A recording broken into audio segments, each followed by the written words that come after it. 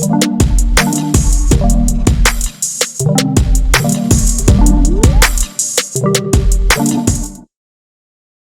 up, everyone? It's the Football Therapist here, bringing you our Week 13 fantasy starts and sits.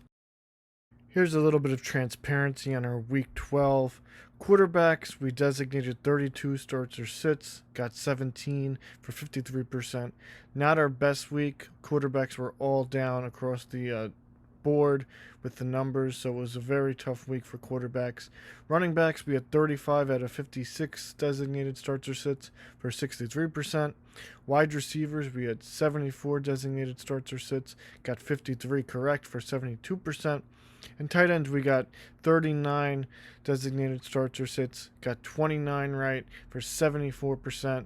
So overall, we did really well with our wide receivers and tight ends. Even our running backs were solid. Quarterbacks, we got to pick it up. Some of our big hits, Stafford we had as a sit, Fitzpatrick, Hill, Hines, Drake, Gibson, Gallman, Shepard, Landry, Claypool, and Gesicki.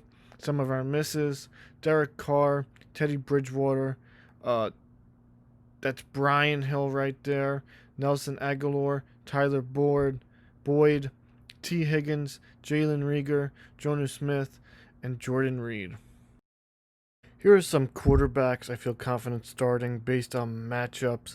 Taysom Hill, Cam Newton, Derek Carr, Kirk Cousins, and Ryan Tannehill is the guy I'm really looking at this week. Cleveland, they give up over 19 points per game to quarterbacks. He looked sharp last week against a very good Colts team.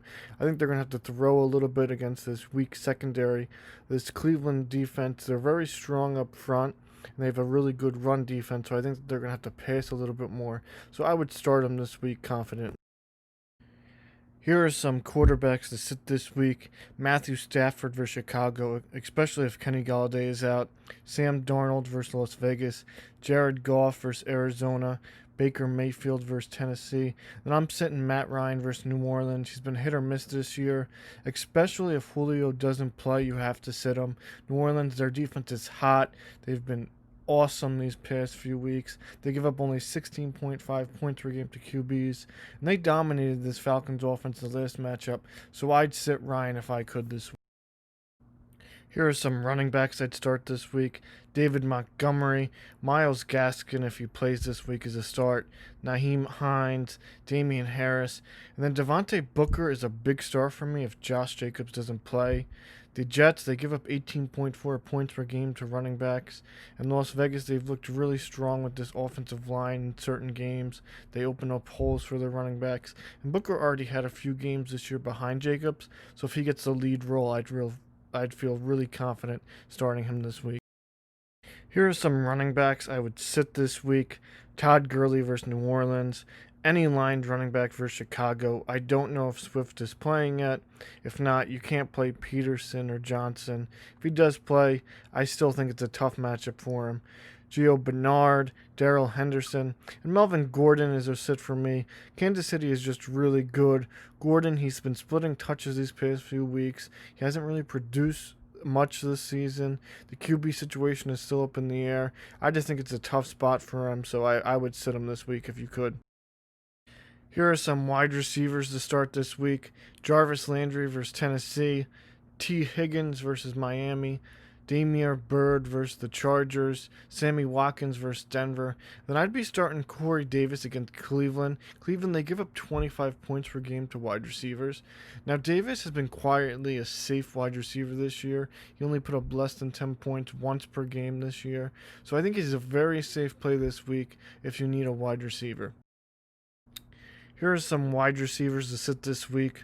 Cole Beasley versus San Francisco, Jerry Jeudy versus Kansas City, Travis Fulgham versus Green Bay, Marvin Jones versus Chicago, and I'd sit CeeDee Lamb this week versus Baltimore. They looked very good this past game, Wednesday afternoon against the Steelers.